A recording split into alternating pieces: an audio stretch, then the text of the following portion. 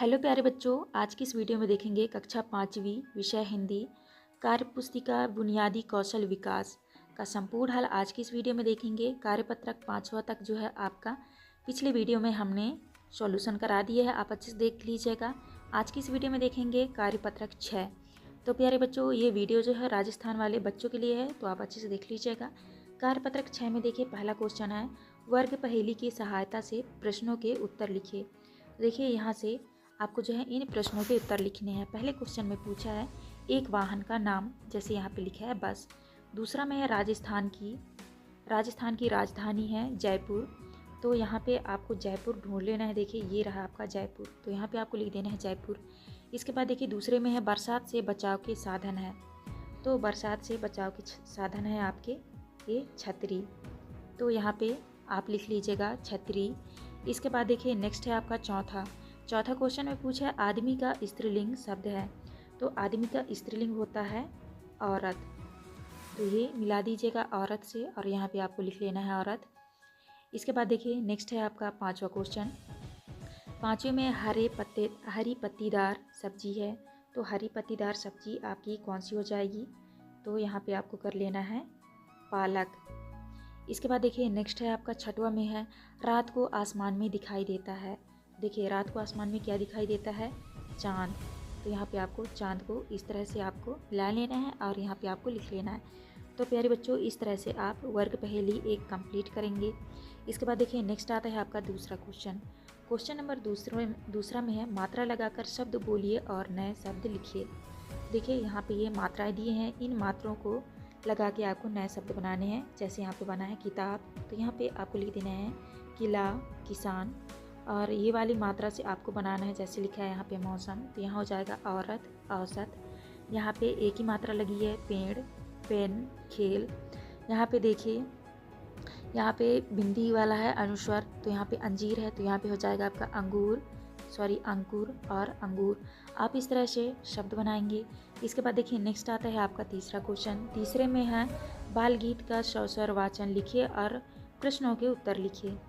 तो देखिए इसको आपको अच्छे से पढ़ लेना है, इसके बाद आपको आंसर करनी है। पहले में है चंदू के पीछे कौन कौन पड़ा, तो आपको इस कहानी को पढ़ के आपको उत्तर लिखना है भालू और डाकू।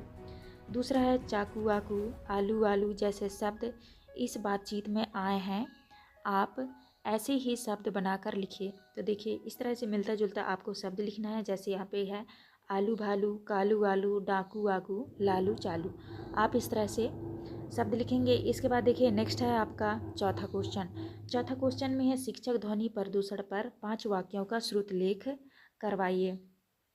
तो ध्वनि प्रदूषण के बारे में आपको लिखना है। पहला है ध्वनि प्रदूषण हमारे स्वास्थ्य के लिए हानिकारक है। दूसरा है ध्वनि प्रदूषण से हमें उच्च रक्तचाप जैसी बीमारियां हो सकती हैं।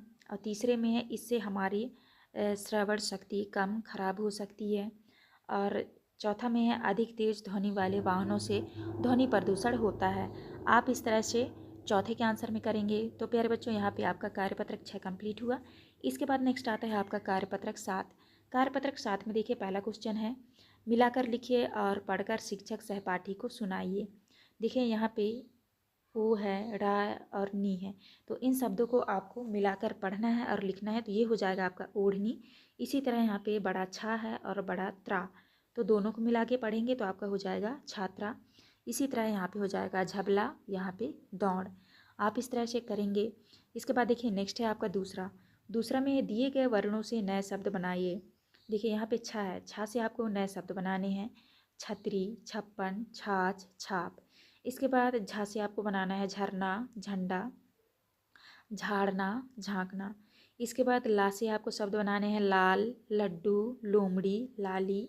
और ढा से आपको बनाना है ढोल, और यहाँ पे हो जाएगा आपका ढोलक, और यहाँ पे ढालू, यहाँ पे ढाल। आप इस तरह से शब्द बनाएंगे।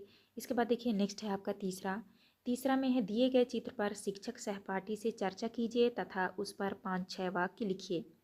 देखिए इस चित्र को देख के आपको 5-6 वाक्य लिखने हैं। पहला है यह एक बाजार का चलचित्र है, इसमें हमें 2 बालक दिख रहे हैं। यहाँ बालक हमें एक हलवाई से वार्तालाप करते हुए दिख रहे हैं और यहाँ हलवाई जलेबी बनाता हुआ दिख रहा है। आपको इस तरह से इस चित्र को देखकर आपको लिखना है। इसके बाद देखिए नेक्स्ट है आपका चौथा क्वेश्चन। क्वेश्चन नंबर 4 में है कहानी को पढ़कर लिखिए। तो देखिए यहाँ पे बगुला और बंदर दोनों दोस्त थे। दोनों बरगद के पेड़ पर रहते थे। पास में एक तालाब था। काफ़ी दिनों से बारिश नहीं होने के कारण तालाब में पानी नहीं था। एक दिन दोनों बारिश ढूंढने निकले। बूढ़े बबूल के पेड़ में फंसा हुआ था। बगुला और बंदर ने बादल को पेड़ से बाहर निकाला। बादल खुश होकर बरसने लगा। आप इस तरह से इस कहानी को अच्छे से पढ़िएगा। इसके बाद आपको आंसर करना है। देखिए 5वें में है आपने नीम का पेड़ तो देखा ही होगा, उसके गुणों के बारे में पता करके यहाँ लिखिए। तो आपको जो है नीम के फायदों के बारे में आपको लिखना है। तो आपको लिखना है नीम की पत्तियों का उपयोग औषधि के रूप में किया जाता है। यह वातावरण को ठंडा रखता है। यह ऑक्सीजन देता है और इसकी लकड़ियों का उपयोग दातुन के लिए किया जाता है। आप इस तरह 5वें के आंसर में करेंगे। यहाँ पर आपका कार्यपत्रक 7 कंप्लीट होता है। नेक्स्ट आता है आपका कार्यपत्रक 8। कार्यपत्रक 8 में देखिए पहला है शिक्षक दिए गए निर्देशों के अनुसार विद्यार्थियों से खेल खिलाएं और चर्चा करें। तो देखिए इसको आप अच्छे से पढ़ लीजिएगा। और देखिए यहाँ पे है प्रश्नों के उदाहरण। क्या मेरे हाथ में पेन है? तो आपको लिखना है हाँ। क्या चारों दीवारों का रंग अलग अलग है? नहीं। क्या आज आपके घर में मेहमान आएंगे? शायद। क्या सूरज पूरब में अस्त होता है? कभी नहीं। तो आपको इस तरह से आपको करना है। इसके बाद देखिए नीचे दिया है उत्तर दीजिए में इस खेल में हमने सबसे अधिक क्या कार्य किया है। आप उत्तर में करना है हमने सबसे अधिक प्रश्न पूछे हैं। दूसरा है मिलाकर पढ़िए एक लिखिए। मिलाकर पढ़िए एवं लिखिए। तो यहाँ पे लिखा है छा और त्री और या। तो इन तीनों शब्द को आपको मिलाकर पढ़ना है तो आपका हो जाएगा छत्री। इसी तरह आपको इनको मिलाकर पढ़ेंगे तो ये आपका हो जाएगा षटकोण और आपको लिख भी लेना है। और यहाँ पे श्रा और मी और का इन सबको मिलाकर पढ़ेंगे ये हो जाएगा आपका श्रमिक और ये हो जाएगा आपका ऋतुराज। आप इस तरह लिख भी लेंगे। इसके बाद तीसरे में रेखांकित संयुक्ताक्षरों से नया शब्द बनाइए। देखिए यहाँ पे संयुक्त अक्षर दिया हुआ है प और त्रा। तो त्रा से आपको जो है नए शब्द बनाने हैं। तो ये हो जाएगा आपका त्रिषा और त्रेता। और यहाँ पे ज्ञात है तो ज्ञात से आपका हो जाएगा ज्ञानी ज्ञान। और यहाँ पे रक्षक में देखिए छा से आपको बनाना है क्षमा क्षय। और श्रा से श्रेय श्रीमान। इसके बाद देखिए नेक्स्ट है आपका चौथा क्वेश्चन। दिए गए प्रश्नों के उत्तर कार्यपत्रक 7 की कहानी के आधार पर लिखिए। कार्यपत्रक 7 में हमने एक कहानी पढ़ा था, उसी के आधार पर आपको आंसर करने हैं। पहला क्वेश्चन है कहानी में कौन से पेड़ का वर्णन हुआ है। आपको उत्तर में करना है बरगद के पेड़ का वर्णन हुआ है। और दूसरे में बगुला और बंदर दोनों शब्दों में कौन सा वर्ण समान है। तो देखिए दोनों शब्दों में जो है बा वर्ण जो है समान है तो यहाँ पे बा लिखना है। तीसरा में है बंदर का स्त्रीलिंग क्या होगा। बंदर के स्त्रीलिंग बंदरिया हो जाएगा। और चौथे में है उपर्युक्त कहानी का शीर्षक क्या है। तो आपको शीर्षक लिखना है बगुला और बंदर। और 5वें में है बादल बरसने से हमारे जीवन में क्या क्या अच्छा होता है लिखिए। तो आपको उत्तर में करना है चारों तरफ हरियाली छा जाती है। इसके बाद देखिए नेक्स्ट आता है आपका 5वां क्वेश्चन। दिए गए शब्दों का उपयोग करते हुए गद्यांश को पूरा कीजिए। तो देखिए यहाँ पे ये शब्द दिए गए हैं, इन शब्दों का उपयोग करके इस गद्यांश को आपको पूरा करना है। तो आपको पूरा करना है विमलेश तुम आज कहाँ जा रहे हो। तो यहाँ पे आपको तुम भर लेना है। मुझे तुम्हारी गाड़ी चाहिए। मैं अपनी गाड़ी नहीं दे सकता, उसका पहिया पंचर है। तुम्हें कविता की गाड़ी लेनी चाहिए। ओ उसकी गाड़ी तो दुर्घटनाग्रस्त हो गई है। आप इस तरह से इस गद्यांश को पूरा करेंगे। तो प्यारे बच्चों यहाँ पे आपका कार्यपत्रक 8 कंप्लीट हुआ। इसके बाद नेक्स्ट आता है आपका कार्यपत्रक 9वां। कार्यपत्रक 9 में देखिए पहला क्वेश्चन है नीचे दिए गए संदर्भ पर शिक्षक सहपाठियों के साथ चर्चा कीजिए एवं लिखिए। एक समय की बात है, चांद घूमने निकला। उसी समय सूरज भी घूमने निकला। दोनों एक चौराहे पर मिल गए। बहुत दिनों बाद मिले थे, अब बतियाने लगे। दोनों ने क्या क्या बातें की होंगी सोचिए और लिखिए। देखिए चांद है। चांद ने कहा कैसे हो सूरज दादा।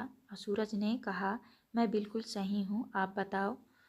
तो यहाँ पे आपको लिखना है आजकल आपकी चांदनी बड़ी फीकी पड़ती जा रही है। तो चांद बोलती है क्या बताऊँ सूरज दादा, धरती पर अधिक प्रदूषण से मेरी चमक चमकती नहीं है। आप इस तरह से दोनों के बातचीतों के बारे में लिखेंगे। इसके बाद देखिए नेक्स्ट है आपका दूसरा क्वेश्चन। दूसरा में दिए गए वर्ण समूह पर छोटी ई व बड़ी ई मात्रा लगाकर शब्द बनाइए व अर्थ पता करके लिखिए। जैसे देखिए यहाँ पे छोटी ई की मात्रा लगा है तो यहाँ पे हो गया दिन, और यहाँ पे आपको लिखना है दिन का अर्थ होता है दिवस। यहाँ पे देखिए बड़ा आ और यहाँ पे दा है, तो यहाँ पे दी लगा देंगे तो ये हो जाएगा आदि। तो यहाँ पे आरंभ हो जाएगा। यहाँ पे सरा है तो यहाँ पे छोटी ई की मात्रा लगा देंगे, ये हो जाएगा आपका सिरा। तो यहाँ सिरा का अर्थ होगा किनारा। और यहाँ पे पता है तो छोटी ई की मात्रा लगा देंगे तो ये हो जाएगा पिता। पिता का अर्थ होता है जनक। इसी तरह देखिए यहाँ पे दा में बड़ी ई की मात्रा है दीन, तो यहाँ पे हो जाएगा गरीब। आदि, तो यहाँ पे छोटी ई की मात्रा लगा देंगे तो ये हो जाएगा आदत होना।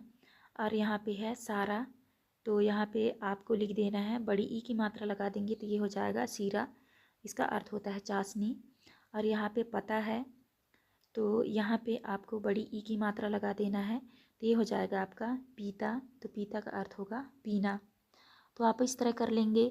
इसके बाद देखिए नेक्स्ट आता है आपका तीसरा क्वेश्चन, कहानी पढ़िए और बातचीत कीजिए। देखिए साक्षी और मनीषा रोज शाम को खेलती थी। एक दिन दोनों गेंद से खेल रही थी, तभी साक्षी ने गेंद फेंकी और गेंद झाड़ी में चली गई।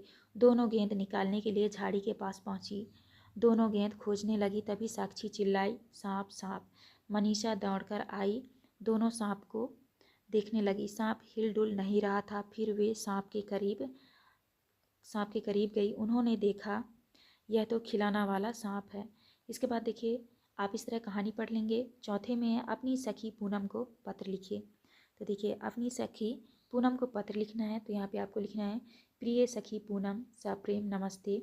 मैं यहाँ खुशहाल हूँ, आपका पत्र मिला, पढ़कर समाचार पत्र खुशी हुई। मैं भी बहुत अच्छी हूँ, प्रखर व पाखी को बहुत बहुत प्यार। पत्र का जवाब जल्दी देना। और यहाँ पे आप अपनी नाम लिख लेना। तो आपको इस तरह से इस पत्र को आपको कंप्लीट करना है। तो प्यारे बच्चों, यहाँ पे आपका कार्यपत्रक 9वां कंप्लीट हुआ। इस वीडियो में हमने कार्यपत्रक 6 से लेके कार्यपत्रक 9 तक का कंप्लीट करा दिया है। आप अच्छे से देखिए अपने बुक में लिख लीजिएगा। और चैनल में नहीं हुए तो चैनल ज़रूर सब्सक्राइब करके जाएं, जिससे कि आने वाली हर एक वीडियो का नोटिफिकेशन जो है आपको सबसे पहले मिल सके। तो चलिए मिलते हैं अब नेक्स्ट वीडियो में।